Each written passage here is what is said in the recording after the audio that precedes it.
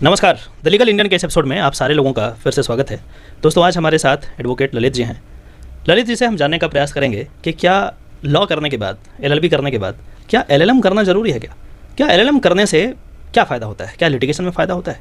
तो उसी चीज़ को हम इनके साथ डिस्कस करेंगे। एक एक क्वेश्चन मैं इनसे पूछता जाता हूँ और ये जवाब देंगे। पहला क्वेश्चन ललित जी आपसे ये है कि क्या नवयुवक को, जिनको लिटिगेशन करना है, क्या उनको आफ्टर लॉ एलएलएम करना चाहिए? आफ्टर एलएलबी एलएलएम करना चाहिए? देखिए, मेरा ये मानना है कि अगर उनके पास टाइम है, अगर वो अभी टेंडर एज में है, अभी 24 साल 22 साल 23 साल की उम्र में है, तो उनके पास समय है, उनके पास स्ट्रगल करने का अभी अपॉर्चुनिटी है, तो वो एलएलएम कर सकते हैं। क्योंकि एलएलएम, हालांकि एलएलएम करने से लिटिगेशन में जो एडवोकेसी है उसकी स्किल में कोई बहुत इजाफा नहीं होता। वो आपने जो एलएलबी में पढ़ा है और बाकी जो केसेस में लॉज आते हैं, जिस तरीके से एप्लीकेबल होगा उस समय आप रिसर्च करेंगे, उस तरीके की चीज़ें। लेकिन एलएलएम करने से आपकी रिसर्च स्किल्स काफ़ी डेवलप हो जाती हैं। किसी चीज़ को बिल्कुल डेप्थ तक जाके कैसे पढ़ना है, किसी चीज़ को कैसे पूरा एक्सप्लोर करना है, इंटेंशन को कैसे समझना है, जो कि बहुत जनरली क्वेश्चन आता है किसी भी एक्ट का इंटेंशन समझने के लिए। तो जो अप्रोच है कि किसी भी केस को अगर डेप्थ तक समझना है तो उसका अप्रोच क्या होगा, हम शुरू कहाँ से करेंगे, कहाँ जाके रुकना है, किस किताबों को रेफ़र करना है, किस वेबसाइट्स को रेफ़र करना है, कहाँ कहाँ की रिपोर्ट्स पढ़नी है, तो वो सारी चीज़ें आप एलएलएम में सीख जाते हैं। और वो जो रिग्रस जो मेहनत होती है एलएलएम में, डिसर्टेशन बनाना, असाइनमेंट्स बनाना, रिपोर्ट्स बनाना, तो उसकी आदत जो लगती है वो आपके एडवोकेसी स्किल्स में भी काम आ जाते हैं। तो ऑब्वियसली अगर करना चाहिए। लेकिन अगर किसी ने इंजीनियरिंग किया, एमए किया, नौकरी छोड़ के एलएलबी कर रहे हैं, अगर उनके पास बहुत ज़्यादा टाइम नहीं है तो फिर डायरेक्टली एडवोकेसी शुरू कर लेनी चाहिए। फिर एलएलएम का कुछ खास फ़र्क नहीं है।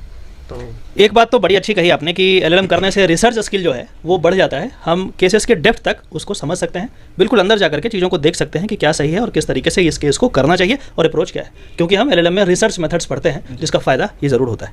ललित जी, एक अगला सवाल ये है कि एलएलएम भी अलग अलग तरीके के होते हैं। बच्चे खुद कन्फ्यूज रहते हैं, कोई 1 साल का होता है, कोई 2 साल का होता है, कोई 3 साल का होता है। तो उसके बारे में हमारे दर्शकों को बताएं कि कैसा, कौन सा एलएलएम करना चाहिए? बच्चे परेशान रहते हैं। तीनों जो 1 साल, 2 साल और 3 साल वाला है, उसमें क्या डिफरेंसेस हैं और कैसे स्टूडेंट को कौन वाला करना चाहिए? इसमें भी देखिए, जवाब वही है कि आपका पर्पस क्या है एलएलएम करने का। अगर आपको सिर्फ एलएलएम की डिग्री चाहिए, ठीक है, कि मुझे एलएलएम जल्दी से कर लेना है, मेरे नाम के आगे एक टैग लग जाए एलएलएम का, मैं अपने बोर्ड पे लिख सकूं, थोड़ा इंप्रेशन बने, तो आप 1 साल का एलएलएम कर लीजिए। अगर आपको एकेडमिक्स के पर्पस से करना है कि मुझे फिर इसके बाद पीएचडी भी करनी है, टीचिंग लाइन में जाना है, तो टीचर बनने से पहले आपको एक बहुत अच्छा स्टूडेंट बनना पड़ेगा। तो उसके लिए रिसर्च मेथोडोलॉजी और सारी चीज़ें जो सीखनी होती हैं, तो वो 2 साल के एलएलएम में आप सही से सीखते हैं। 2 साल जो है वो प्रॉपर टेन्योर है ना, आप बहुत जल्दी में होते हैं। 1 साल वाले में आप 2-3 महीने तो सिलेबस समझने में निकल जाते हैं कि करना क्या है एग्जैक्टली। तो वो एक हैस्ट प्रोसेस है कि शुरू किया और तुरंत खत्म भी हो गया, मूवी की तरह, कब लगी कब हटी समझ में नहीं आया। 2 साल की मूवी है, प्रॉपर टाइम, 2 साल का जो एलएलएम है वो प्रॉपर टाइम देती है समझने का, और वो चीज़ें सही से आदमी एब्जॉर्ब करता है पूरे एलएलएम को। 3 साल का एलएलएम बेसिकली जो प्रैक्टिस कर रहे हैं उनके लिए होता है कि उनके पास मतलब उनको प्रैक्टिस भी करनी है, तो उनके पास इतना टाइम नहीं है कि वो पूरा का पूरा टाइम अपना डेडिकेट कर सकें एलएलएम को। इसलिए वो 2 साल का ही कोर्स लगभग जो एलएलएम का है उसको पढ़ने के लिए उन्हें थोड़ा ज़्यादा टाइम चाहिए, क्योंकि उनका पार्ट ऑफ जो डेली रूटीन है वो एडवोकेसी में भी बीत रहा है, तो वो 3 साल का करते हैं। तो अगर आपको एडवोकेसी साथ साथ सीखनी है और एलएलएम भी साथ साथ करना है तो 3 साल का करिए, वरना 2 साल का जो मेरे हिसाब से बेस्ट है एलएलएम। बाकी ऑब्वियसली किस इंस्टीट्यूट से कर रहे हैं उस पर भी डिपेंड करेगा। बहुत अच्छी बात आपने कही कि आप अपने अनुसार देख लीजिए कि क्या आपको करना है, आपको कहाँ जाना है, क्या पर्पस है, और उसके अकॉर्डिंग आप आगे प्रोसीड कर सकते हैं।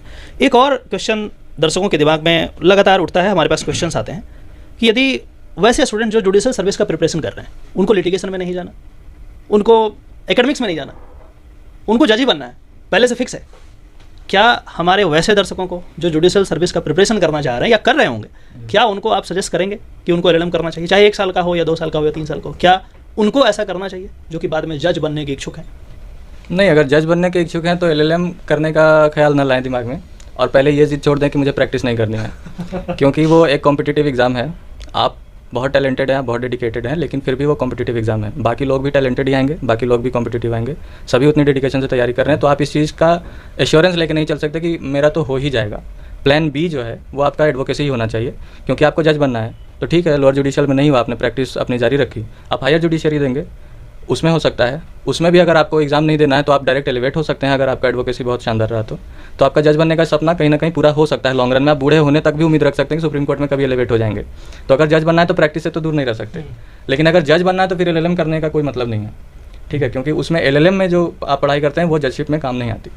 तो 2 नाव पे चलने वाली बात हो जाएगी कि मैं सेफ्टी के लिए प्रोफेसर की जॉब भी सिक्योर करूं और ये भी करूं।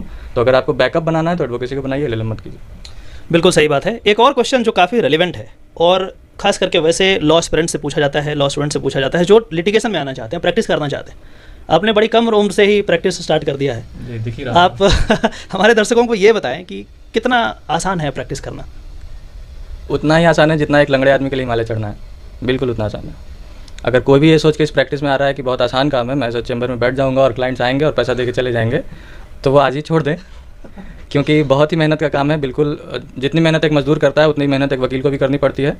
फ़र्क बस इतना है कि हमें दिमाग और पढ़ाई और जो एजुकेशनल चीज़ें हैं उसका भी यूज़ करते हैं, लेकिन जो दिन भर की भागदौड़ होती है, इस कोर्ट से उस कोर्ट जाना, गर्मी में कोट पहन के, सारी चीज़ें, फाइलिंग काउंटर पे जाओ, कभी डेट के लिए, कभी गए तो एडजॉर्न हो गया, वापस आ गए, भागदौड़ तो दुनिया भर की होती है। प्लस आपका जो पर्सनल लाइफ है वो भी काफ़ी मतलब बहुत टफ हो जाता है बैलेंस करके चलना, तो वो मेंटली आपको प्रिपेयर रहना पड़ेगा, क्योंकि आपका कल केस लगा हुआ है या जो भी है, अर्जेंट बेसिस पे फाइलिंग करनी है, तो फिर आप ये नहीं सोच सकते कि कल मेरे भाई का बर्थडे है, आपके भाई के बर्थडे के चक्कर में कोई जेल चला जाएगा। तो आपको ये मेंटली प्रिपेयर होकर आना पड़ेगा कि मुझे 24/7 365 डेज़ हमेशा काम करने के लिए तैयार रहना पड़ेगा।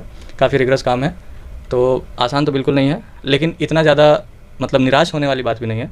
शुरू के 4-5 साल अगर आप अच्छे से मेहनत कर लेते हैं पूरा मन लगा के, तो फिर आप भी सीनियर हो जाते हैं, फिर आपके अंडर जूनियर्स आ जाते हैं। तो जो पेपर वर्क्स और ये सारी चीज़ें हैं जिसमें सबसे ज़्यादा टाइम और मेहनत लगता है, तो वो फिर धीरे धीरे डेजिग्नेट होते जाता है जूनियर को। फिर आपके पास मेनली काम आर्ग्यू करने का होता है, तो फिर मज़ा भी आने लगता है, पैसे भी आने लगते हैं और अपना पर्सनल लाइफ भी वापस बैलेंस पे आ जाता है।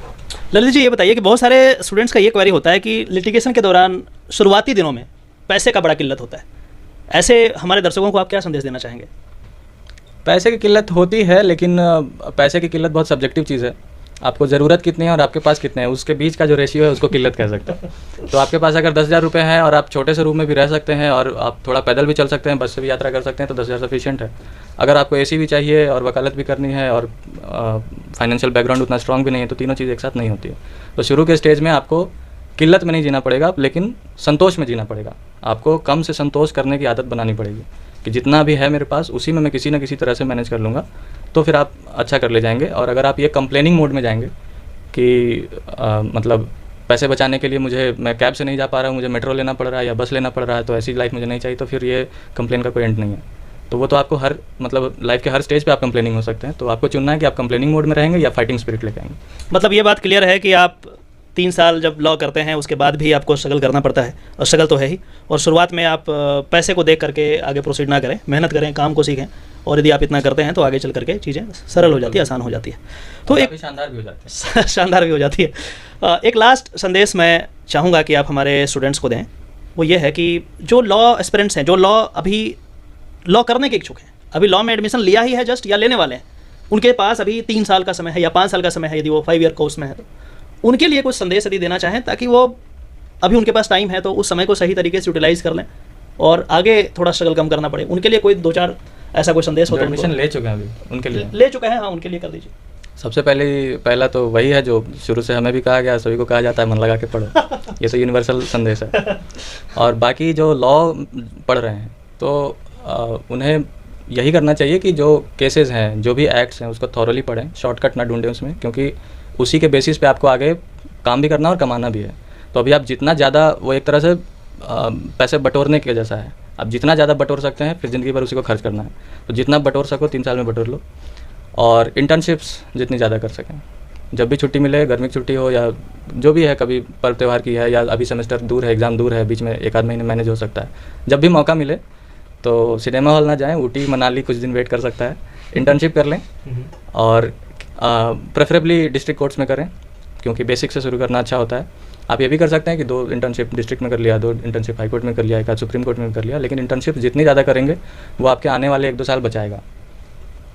दोस्तों, सबसे पहले तो मैं ललित जी को धन्यवाद करना चाहूँगा, अपना समय, कीमती समय बचा करके यहाँ पे आए और हमारे बच्चों के लिए, हमारे दर्शकों के लिए इन्होंने कुछ ना कुछ संदेश दिया, अपने कुछ एक्सपीरियंस को भी शेयर किया, इसके लिए मैं इनको धन्यवाद करना चाहूँगा। आगे भी समय निकाल करके हमारे दर्शकों के लिए ज़रूर कुछ ना कुछ आप बताते रहें, ताकि आपका एक्सपीरियंस से हमारे दर्शक भी लाभान्वित हो सकें। बहुत बहुत धन्यवाद, थैंक यू।